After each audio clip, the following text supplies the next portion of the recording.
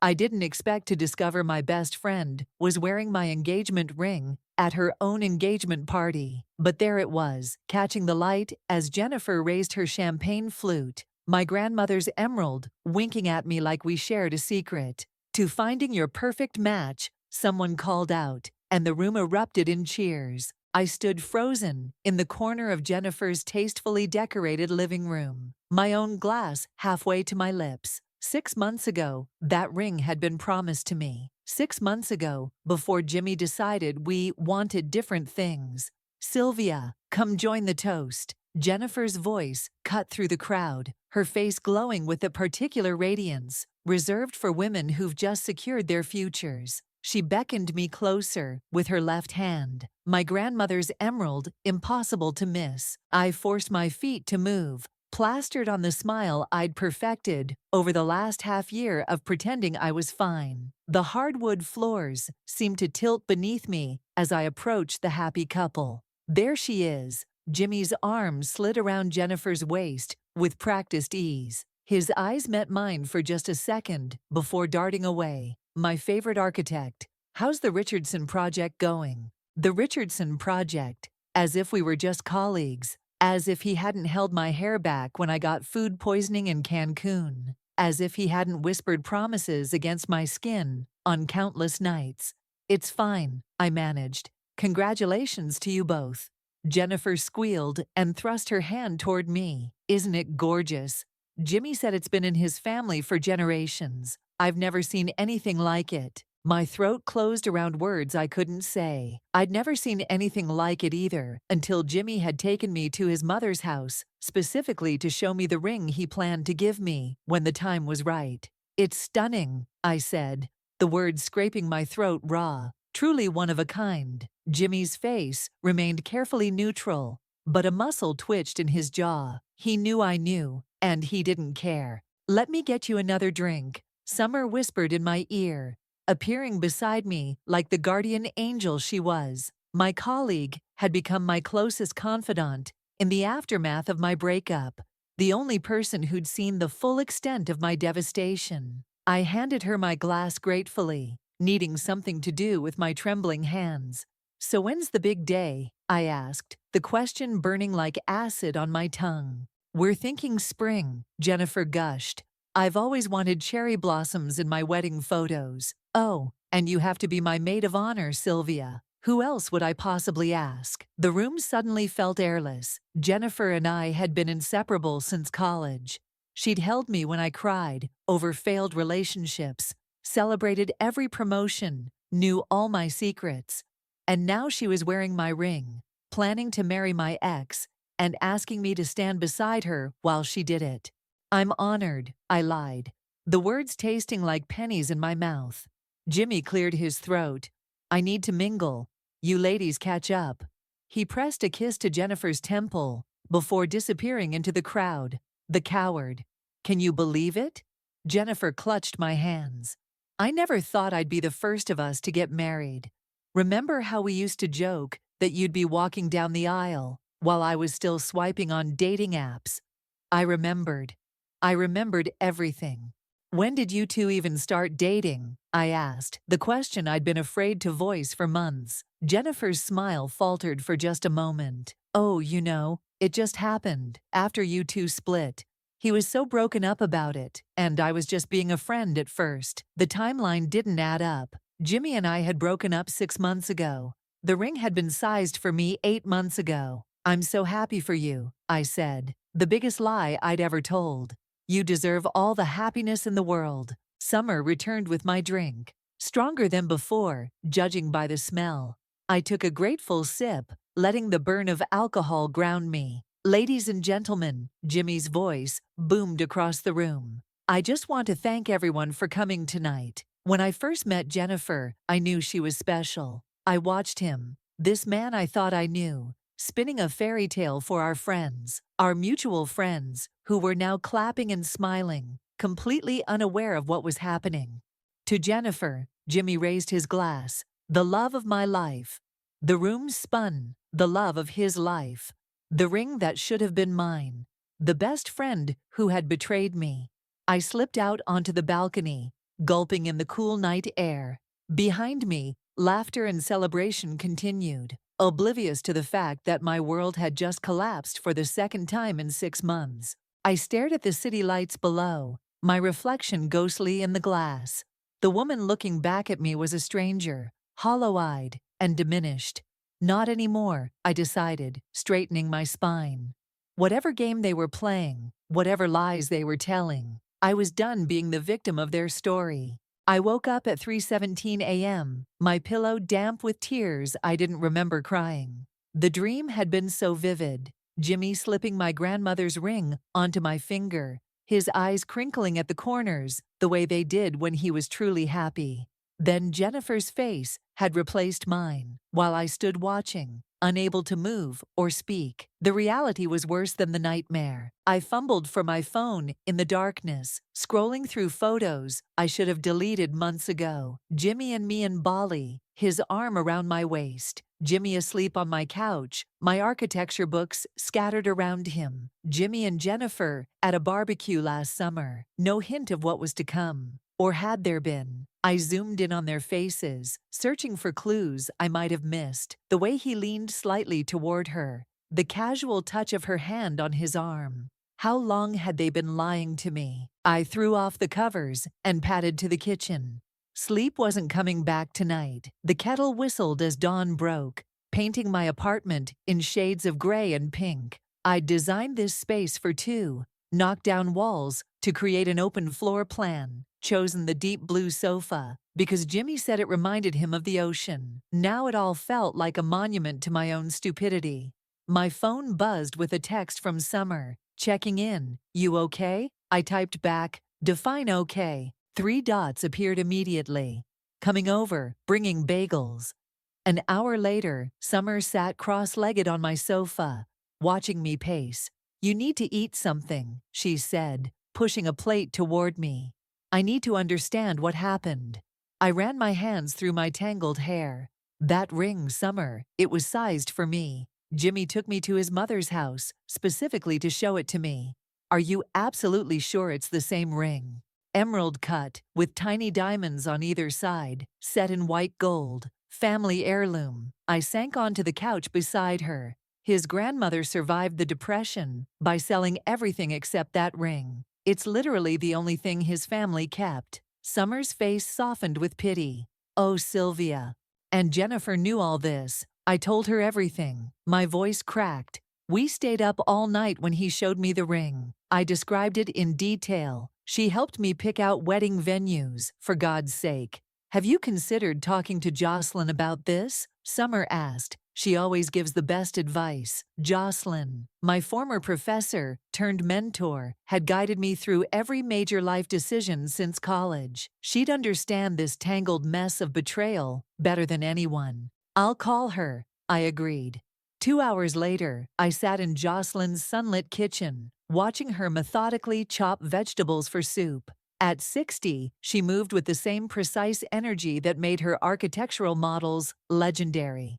"Start from the beginning," she said, sliding ginger into the pot.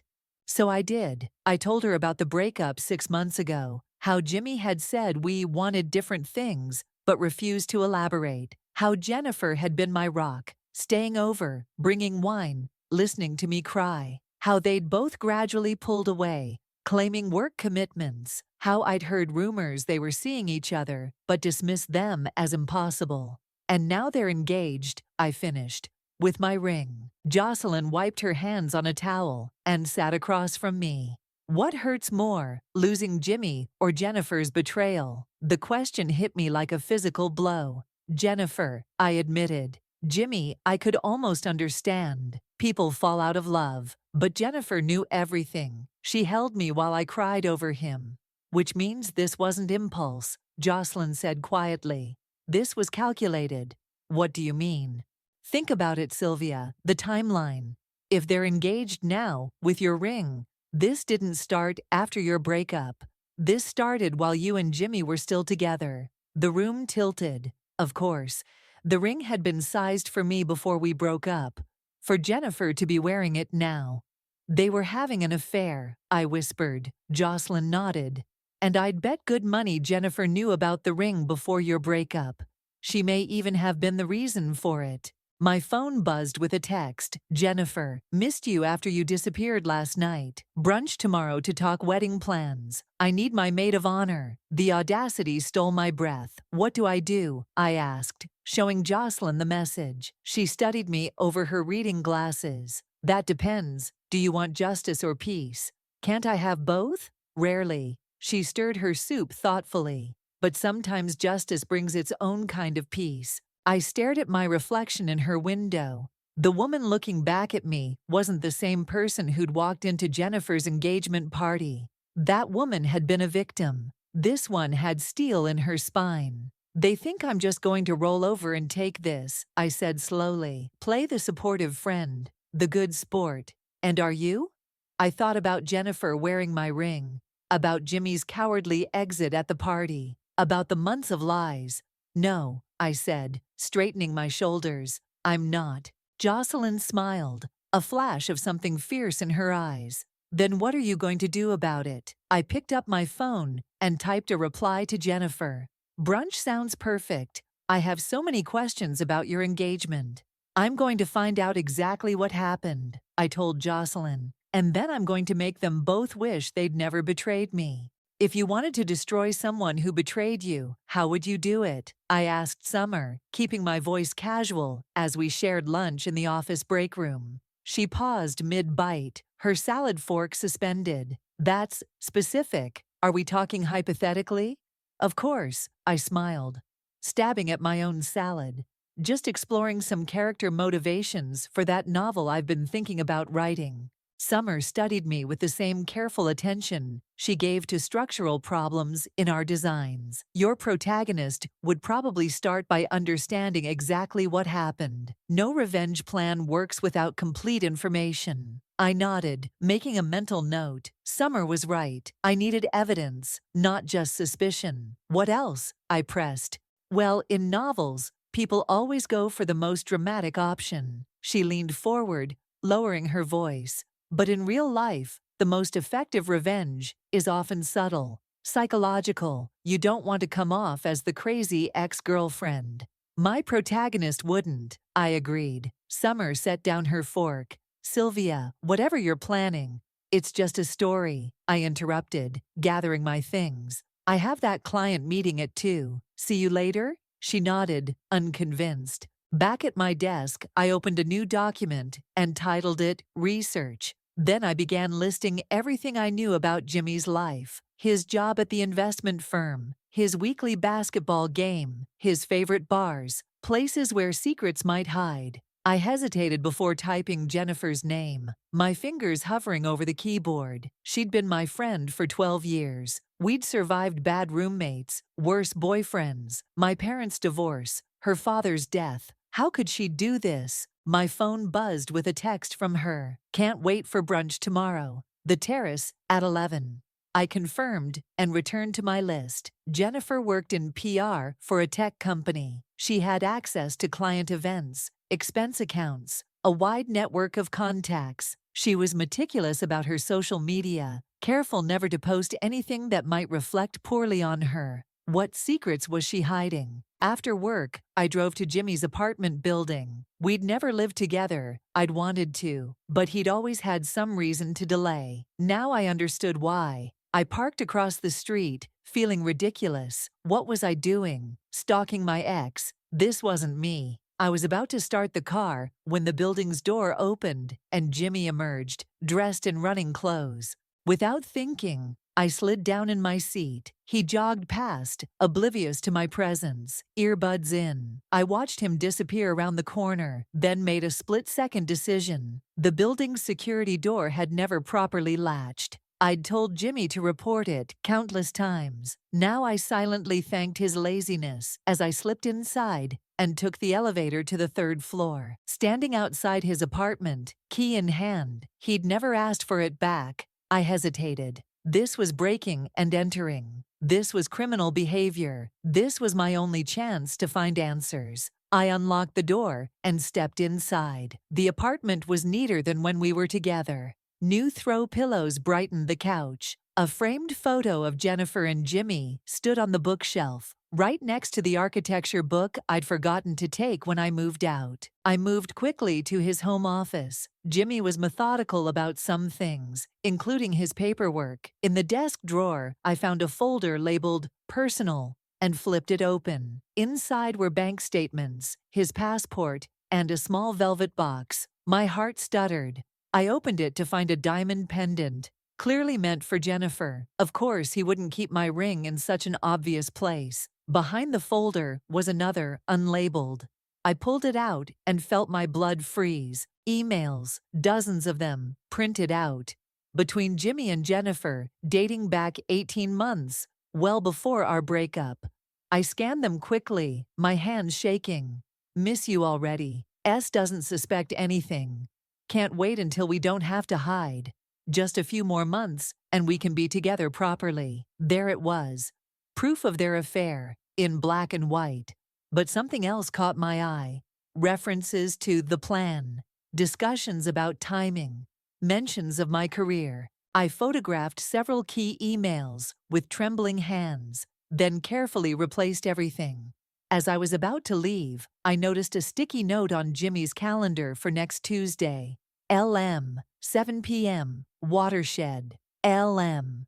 Lucian Mack, our mutual friend from college? Why would Jimmy be meeting him in secret? I let myself out, my mind racing. In the safety of my car, I reviewed the photos I'd taken. One email from Jennifer stood out. Once S lands the Richardson project, we can move forward.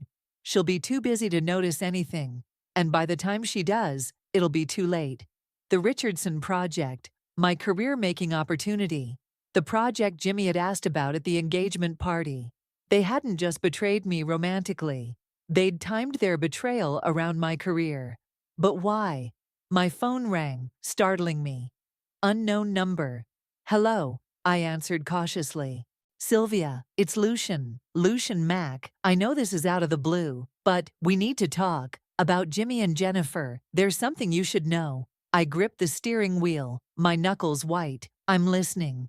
Not over the phone, he said, his voice low. Can you meet me, tonight? Where? The Watershed, 7 o'clock, the same place he was meeting Jimmy next week. This wasn't coincidence. I'll be there, I said, my mind already formulating a new plan. And Lucian, don't tell anyone we spoke. I ended the call and started my car, a cold clarity settling over me. Fear, I realized, could be a weapon too, and I was no longer afraid. The Watershed was one of those places that couldn't decide if it was a bar or a restaurant. Dim lighting, exposed brick, and cocktails with too many ingredients. I arrived 15 minutes early and chose a corner table with a view of the entrance. My phone buzzed with a text from Jennifer. Can't wait to see you tomorrow. I've already started a Pinterest board for bridesmaid dresses. I set my phone face down on the table. Tomorrow's brunch loomed like a test I hadn't studied for. Could I really sit across from her, knowing what I knew, and play the supportive friend? Lucian arrived exactly at 7, scanning the room before spotting me. He'd always been punctual, one of the few traits he and Jimmy shared. His face was thinner than I remembered, his usually immaculate beard slightly unkempt. Sylvia, he said, sliding into the seat across from me. Thanks for meeting me. Hard to refuse such a cryptic invitation. He smiled tightly. I ordered us drinks. Hope that's okay. Depends what you ordered. Old-fashioned for me, gin and tonic for you. Still your drink? I nodded, surprised he remembered. Lucian and I had never been particularly close. He was Jimmy's friend first, part of their business school circle that always felt slightly impenetrable to me. So, I said, after our drinks arrived, you wanted to talk about Jimmy and Jennifer. Lucian took a long sip before answering. I saw you at the engagement party. Your face when you saw the ring. You didn't know, did you? That my best friend was sleeping with my boyfriend behind my back. No, somehow that detail escaped me. Ex-boyfriend, he corrected automatically, then winced at my expression. Sorry, that was insensitive. Why did you ask me here, Lucian? He leaned forward, lowering his voice. Because what they did to you was wrong, and it's not the whole story. I'm listening. Jimmy's been leveraging information about people's personal lives, financial situations. He finds pressure points and exploits them. I frowned. What are you saying? That Jimmy's blackmailing people? Not exactly. More like strategic manipulation. He's been doing it for years, but it's escalated recently. Lucian twisted his glass nervously. The Richardson project. Your project. It's connected. My stomach dropped. How? The lead architect position was between you and Damon Miller. Jimmy knew things about Damon's past that would disqualify him. He made sure those things came to light. Are you saying Jimmy helped me get the Richardson project? I'm saying he made sure you got it. Because he and Jennifer needed you distracted. The implications hit me like a physical blow. My career-making opportunity, the project I'd poured myself into for months, had been handed to me as part of their manipulation. Why? I managed. Why would they do that? Lucian hesitated. There's money involved, significant money, from Jennifer's family trust, but she can only access it under certain conditions. What conditions? I don't know all the details, but I do know Jimmy's been meeting with her family's attorney. And I know they needed you focused on work, not on them. I took a large swallow of my drink, mind racing. How do you know all this? Because Jimmy tried to use information against me, too. Lucian's expression hardened, but he miscalculated. The thing about secrets, Sylvia, they only have power if you're ashamed of them. Before I could ask what he meant, my phone buzzed with an email notification from an anonymous account. Subject line: What Jimmy Stewart doesn't want you to know. I opened it to find a single document attached, a bank statement showing a transfer of $50,000 from Jennifer's account to Jimmy's, dated 3 weeks before our breakup. Did you send this? I asked Lucian. He leaned over to look. No, but it confirms what I suspected. They've been planning this for a while. Planning what, exactly? I'm not entirely sure, but I think.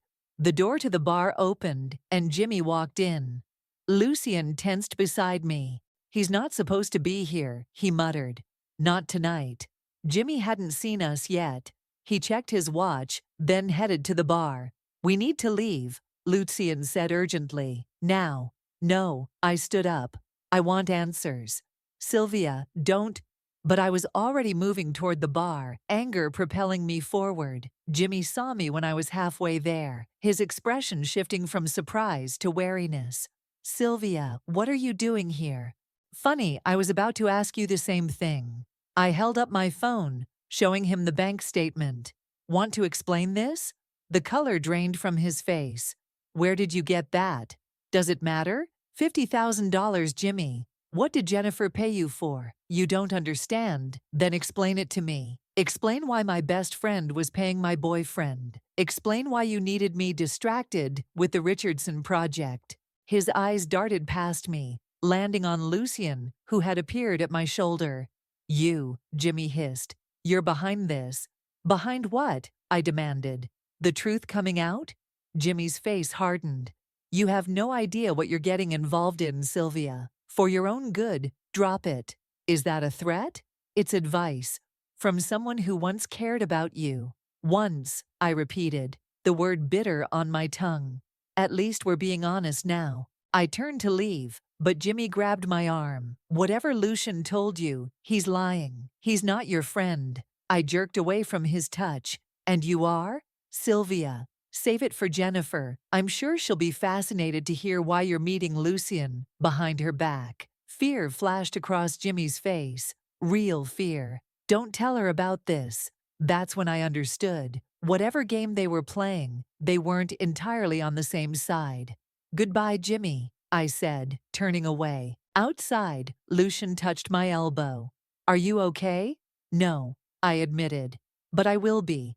Once I figure out exactly what they're up to. It's dangerous, Sylvia. So am I. I looked back at the bar, and unlike Jimmy, I'm not afraid of the truth coming out. I barely slept that night, my mind churning with questions. By morning, I'd formulated a plan. I would meet Jennifer for brunch, but instead of confrontation, I'd play along.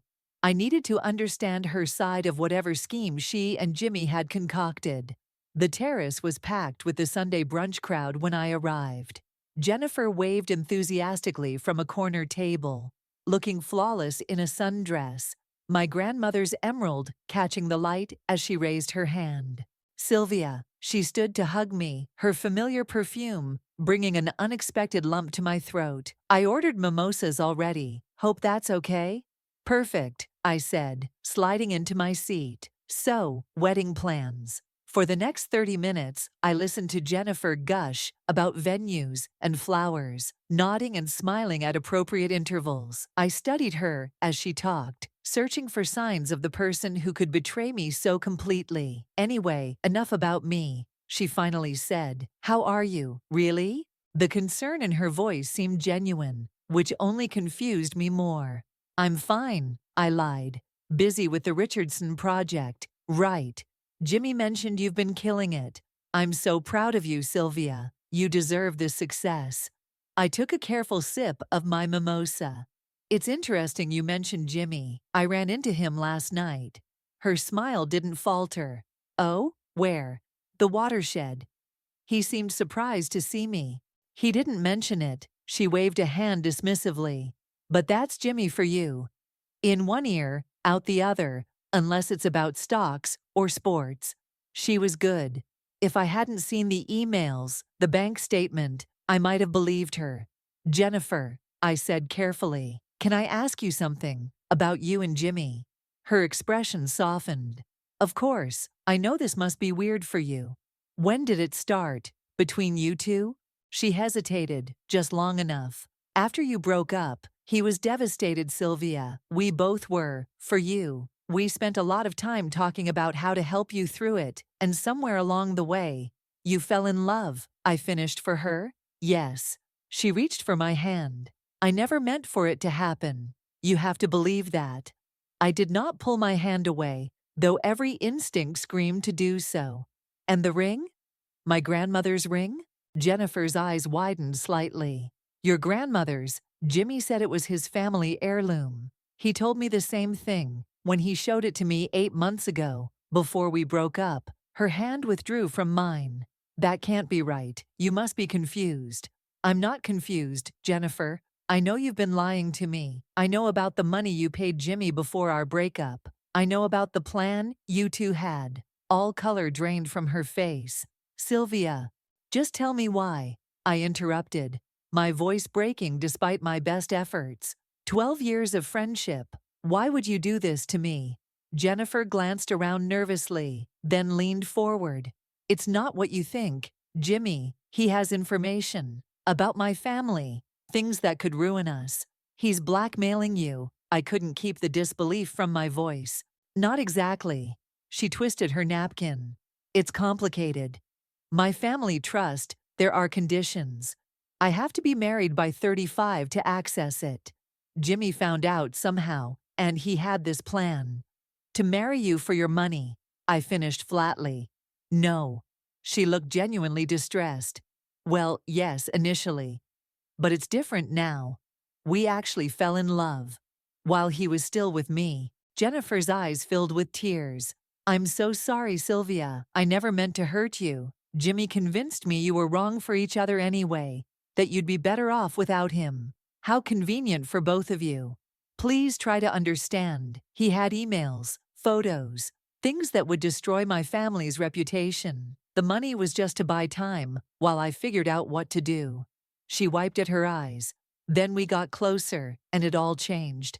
I love him, Sylvia, and I think he loves me too. I studied her face, seeing both the friend I'd trusted and the stranger who'd betrayed me. You think he loves you? You're not sure. It's complicated, she repeated. And the ring? My ring? She flinched.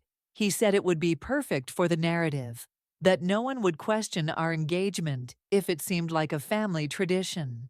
The narrative, I echoed. Is that all I was to you? A narrative obstacle? Of course not. You're my best friend. That's why this has been killing me. Her voice dropped to a whisper. You have no idea how many times I almost told you everything. But you didn't. I couldn't. There's too much at stake. I stood up, tossing money on the table for my drink. Goodbye, Jennifer. Wait. She grabbed my wrist. What are you going to do? I looked down at her hand, at my ring. I haven't decided yet. Sylvia, please. If you expose this, everyone gets hurt. Including you. I'm already hurt. It's not just about us. There are other people involved. Powerful people. I pulled my arm free.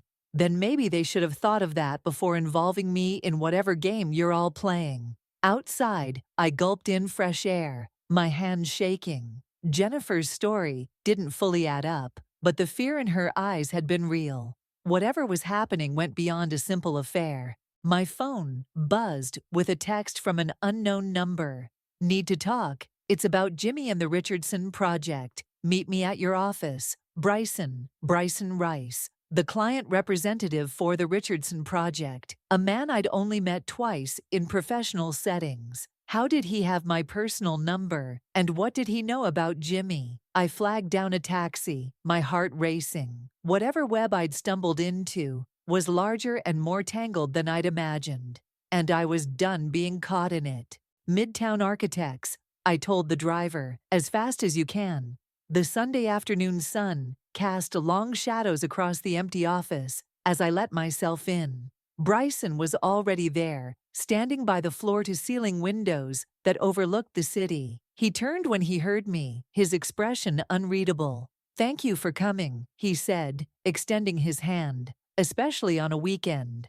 I shook it briefly. Your text didn't leave much room for delay. Bryson Rice was the kind of man who commanded attention without trying. Tall, with thoughtful eyes and the confident posture of someone who rarely heard the word no. As the Richardson family's representative, he controlled the purse strings of the project that had consumed my professional life for months. "I'll get straight to the point," he said. "The Richardson project is in jeopardy." My stomach dropped. Why? My team has met every deadline, exceeded every expectation. This isn't about your work, Sylvia. Your designs are exceptional. He gestured to the scale model on my desk. This is about Jimmy Stewart. I stiffened. What about him? He's been approaching investors behind the scenes, suggesting the project has structural flaws that will lead to massive cost overruns. That's absurd, I snapped. And completely false. I know. Bryson's calm certainty surprised me, but Jimmy has relationships with several key investors. They trust his financial insights. Why would he sabotage my project? Bryson studied me carefully. I was hoping you might have some insight into that. I sank into my desk chair, mind racing. How do you know Jimmy? We move in the same circles. Our firms have done business together. He hesitated. And I know about your history with him. How much do you know? Enough to recognize that his actions might be personally motivated. Bryson leaned against my desk. The question is, what are you going to do about it? I looked up at him. What can I do? If investors are pulling out based on his lies, we counter the narrative, publicly and definitively. His eyes held mine. But I need to know if there's anything in your personal history with Jimmy that could complicate things. The irony nearly made me laugh. My personal history with Jimmy was nothing but complications. Why are you telling me this? I asked instead. You could have taken this to my boss. Because I believe in your vision for this project, and because I suspect Jimmy's actions are about more than just business. Bryson's voice softened. He's trying to hurt you, isn't he? The simple acknowledgement of what I'd been feeling broke something loose inside me. Yes, I admitted. But I don't understand why. He's the one who betrayed me. He's the one who... I stopped myself, suddenly wary of revealing too much. Who what? Bryson prompted gently. Who moved on? I finished lamely. With my best friend. Bryson nodded slowly. Jennifer King. The engagement announcement was in last week's business journal. Complete with my grandmother's ring. I muttered before I could stop myself. His eyebrows rose. Your grandmother's? It's complicated. I'm beginning to see that. He checked his watch. I have a dinner meeting with the Richardson board tomorrow night. They'll want answers about these rumors. What do you need from me? A united front. Come to the dinner. Help me reassure them. I hesitated. I'm not sure I'm the right person. If Jimmy has poisoned the well, you're exactly the right person. Your passion for this project is its greatest asset. He held my gaze. Don't let him take this from you too, Sylvia. The two hung between us, acknowledging all I'd already lost. I'll be there, I said finally. Bryson smiled, transforming his serious face. Good. I'll text you the details. He moved toward the door, then paused. And Sylvia, whatever history you have with Jimmy, it might be useful to understand his endgame. After he left, I sat in the quiet office, turning his words over in my mind. Jimmy's endgame. What was he really after? I pulled out my phone and called Lucian. We need to talk again, I said when he answered. Jimmy is trying to sabotage the Richardson project. That doesn't make sense, Lucian replied, sounding genuinely confused. The project's success was part of their plan. Well, something's changed. Can you meet? Not tonight. I'm with someone, but tomorrow. Fine. Text me when and where. I hung up and stared at the scale model of my design. Months of work, my career's defining project, and Jimmy was trying to destroy it. After ensuring I got it in the first place, my phone buzzed with a text from Summer. Heard rumors about investor concerns. You okay? Before I could respond, another text arrived. This one from Jennifer. Jimmy says you're spreading lies about us. Please stop before you do something you'll regret. Then a third, from Jimmy himself. Back off, Sylvia. You're playing with fire. I set my phone down, a cold clarity washing over me. They were scared, both of them, which meant I was on the right track. I opened my laptop and began typing an email to everyone in my professional network with the subject line, regarding rumors about the Richardson project. The message was simple, professional, and devastating in its implications. I've become aware of concerns being raised about my work. These concerns originate from Jimmy Stewart, who has a personal vendetta against me following our breakup. His fiancée, Jennifer King, has made financial transactions that raise serious ethical questions about his motives. I stand by my work and welcome any legitimate scrutiny of the Richardson designs. My finger hovered over the send button. This would burn bridges. This would make the conflict public. This would be a point of no return. I thought of Jennifer's tears at brunch, of Jimmy's threats, of my grandmother's ring on another woman's finger. I pressed send. Then I texted Bryson. I've taken steps to address the rumors. See you tomorrow night. His reply came almost immediately. Bold move. Hope you're ready for the fallout. I wasn't sure if I was, but I was done being manipulated, done being the victim in their story. Whatever darkness this revenge was drawing out of me, I welcomed it now. The fallout was swift and merciless. By morning, my inbox overflowed with responses. Colleagues expressing concern, clients asking questions, my boss demanding an immediate meeting. Jimmy had called 6 times. Jennifer had texted a single word. Why? I ignored them all as I prepared for the Richardson dinner, selecting a black dress that felt like armor.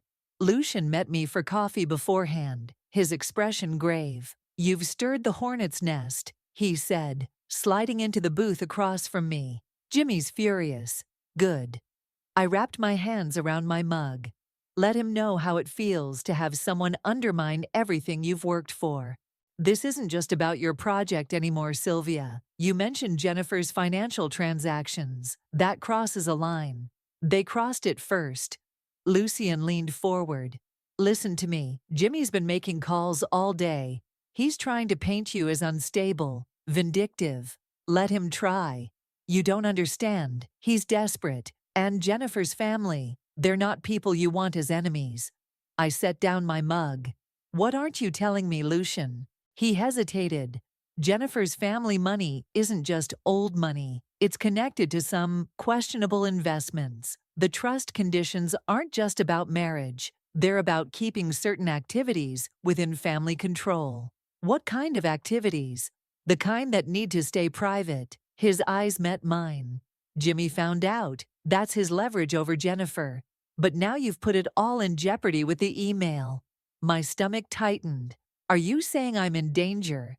I'm saying be careful tonight. Stick close to Bryson. He has his own reasons for opposing Jimmy, but at least he'll protect you. What reasons? Lucian checked his watch. You should get going. Just watch your back. The restaurant was one of those exclusive places where the menu had no prices, and the clientele never looked at the bill. Bryson greeted me at the entrance, his hand warm on the small of my back as he guided me to a private dining room. Ready? He murmured. I nodded, though my heart hammered against my ribs. The Richardson board members were already seated, 5 men and 2 women, all radiating the quiet confidence of extreme wealth. I recognized Edward Richardson himself at the head of the table, his silver hair gleaming under the chandelier. Ms. Walker, he said, rising to shake my hand. We've heard a great deal about you. I hope my work speaks for itself, I replied, meeting his gaze steadily. Indeed, though recent communications have raised questions. Bryson pulled out my chair, which is precisely why we're here, to address those questions directly. For the next hour, I defended my designs with passionate precision, walking them through every detail, every innovation, every consideration. The tension gradually eased as they nodded along, clearly impressed by my expertise. Well, Edward said finally, I see no reason to doubt the structural integrity of the project. Whatever Mr. Stewart's concerns, they seem unfounded. Relief flooded through me. Thank you for your confidence. However, he continued, personal conflicts have no place in professional communications. Your email this morning was troubling. Before I could respond, the door opened. Jimmy walked in, with Jennifer trailing behind him. I apologize for the interruption, Jimmy said smoothly. But given the subject of this dinner, I felt it was important to address Ms. Walker's accusations directly. The room temperature seemed to drop 10 degrees. Bryson's hand found mine under the table, squeezing once in warning. Mr. Stewart, Edward acknowledged coolly. This is a private dinner. I understand. But when someone accuses me of sabotage and ethical violations, I believe I have the right to defend myself. Jimmy's gaze locked with mine, especially when those accusations come from someone with a personal vendetta. The only vendetta here is yours, I said, my voice steadier than I felt. You've been undermining my project because I discovered your affair with my best friend. Jennifer flinched visibly. Jimmy's expression hardened. Sylvia is understandably upset about our relationship, he told the room. But she's allowing personal feelings to cloud her professional judgment. The concerns I raised about the Richardson project were legitimate. Were they? Bryson interjected. Because our independent structural engineers found no issues whatsoever. Jimmy's eyes narrowed. Bryson, I should have known you'd be involved. The question, Edward interrupted, is why you're so determined to derail this project, Jimmy. You initially recommended Ms. Walker for the job, as I recall. This was news to me. I looked at Jimmy in confusion. Circumstances change, Jimmy said tightly. Yes, they do. I stood up, unable to remain seated any longer, like when you steal your girlfriend's grandmother's ring to give to her best friend, or when you accept $50,000 from that friend before breaking up with said girlfriend. Gasps rippled around the table. Jennifer stepped forward, her face pale. It wasn't like that, she protested. Jimmy, tell them it wasn't like that. But Jimmy remained silent, his expression calculating. Perhaps we should continue this discussion privately, Edward suggested, looking uncomfortable. No, I said firmly. I'm tired of secrets. Jimmy recommended me for this project as part of some scheme involving Jennifer's family trust. Then he tried to sabotage me when I discovered their betrayal. I don't know what the end game is, but I refuse to be a pawn anymore. Jimmy laughed, the sound brittle. You have no idea what you're talking about. Then enlighten us, Bryson challenged. Explain the money. Explain the ring. Explain why you're so desperate to control this narrative. Jimmy's composure finally cracked. Because her family will destroy us all if the truth comes out, he shouted, pointing at Jennifer. Do you think this is just about money, about some stupid ring? It's about survival. Jennifer went completely still. Jimmy, she whispered, what have you done? The room fell silent. Edward Richardson stood slowly, his expression unreadable. I believe, he said carefully, that this dinner is concluded. Ms. Walker, your position on the project is secure. Mr. Stewart, I suggest you leave before you say something you'll truly regret. Jimmy looked around the room, at the faces watching him with varying degrees of shock and disgust. His gaze finally landed on me. This isn't over, he said quietly. Yes, I replied, meeting his eyes. It is. As he stormed out, Jennifer hesitated, looking between him and me. For a moment, I saw the friend I'd once trusted, lost and confused. The ring, I said softly. It was never his to give. She twisted it on her finger, tears spilling down her cheeks. Then, with trembling hands, she removed it and placed it on the table between us. I'm so sorry, Sylvia, she whispered, for everything. As she turned to follow Jimmy, I picked up the ring. My grandmother's emerald finally returned. It felt heavier than I remembered, weighted with all that had happened. But as I slipped it into my pocket, I felt lighter than I had in months. The morning after the Richardson dinner, I woke to pounding on my apartment door. I checked my phone. 15 missed calls from Jimmy, 7 from Jennifer, and 1 text from Bryson. We need to talk. It's not over. I pulled on a robe and peered through the peephole. Jocelyn stood in the hallway, newspaper tucked under her arm. I brought coffee and consequences, she said when I opened the door. Not necessarily in that order. She spread the business section on my kitchen counter. A small headline caught my eye. Stewart Investment Firm under investigation following ethics complaint. Your email set off a chain reaction, Jocelyn explained, pouring coffee into mugs. Someone at Richardson forwarded it to the regulatory board. I sank onto a stool. I didn't mean to. Yes, you did, she interrupted gently. You meant to expose the truth. That's what architects do, isn't it? Reveal the underlying structure of things. I traced the headline with my finger. Jimmy said Jennifer's family would destroy us all if the truth came out. What did he mean? I've been making calls. Jocelyn sipped her coffee. The Kings have always been rumored to have connections to less than legal enterprises. Nothing proven, of course. And the trust conditions. Marriage was just one requirement. The other was taking over certain family business interests. She gave me a significant look. Interests Jimmy discovered while managing investments for one of their shell companies. So he blackmailed Jennifer, then fell for her. Or saw an opportunity to profit from both the blackmail and the marriage. Jocelyn shrugged. People are complicated, Sylvia, even the ones who betray us. My phone buzzed with a text from Lucian. Jimmy's office being searched. Jennifer's father involved. Be careful. I showed Jocelyn the message. Should I be worried? You should be prepared. She squeezed my hand. This isn't just about a ring anymore. After she left, I showered and dressed, my grandmother's emerald heavy in my pocket. I needed to return it to its rightful place, the small jewelry box on my dresser, where it had lived before Jimmy asked to show it to his mother. As I reached for my keys, someone knocked. 3 soft taps. Jennifer stood in the hallway, her face bare of makeup, eyes red-rimmed. Can I come in? She asked quietly. I hesitated, then stepped aside. She entered cautiously, like a stranger rather than someone who had once known every corner of my life. You've rearranged things. People change. Spaces, too. She nodded, perching on the edge of my sofa. My father wants to meet with you. Why would I agree to that? Because he can make the investigation go away. Her voice was flat. Or he can make things much worse.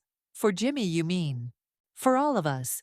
Jennifer looked up, her expression haunted.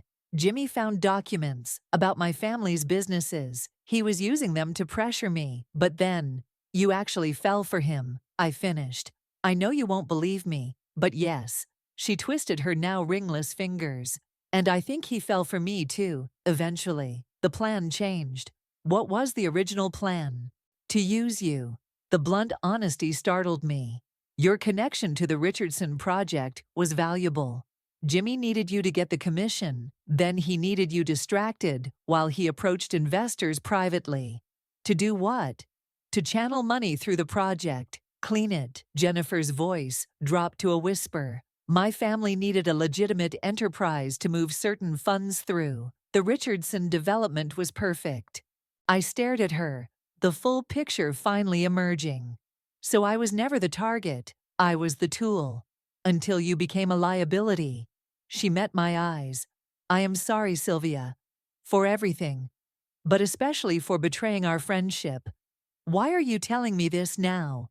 Because you deserve the truth, and because I need your help. She stood, suddenly urgent. My father wants to meet you at his office. Today. Please come with me. So he can threaten me, no thanks.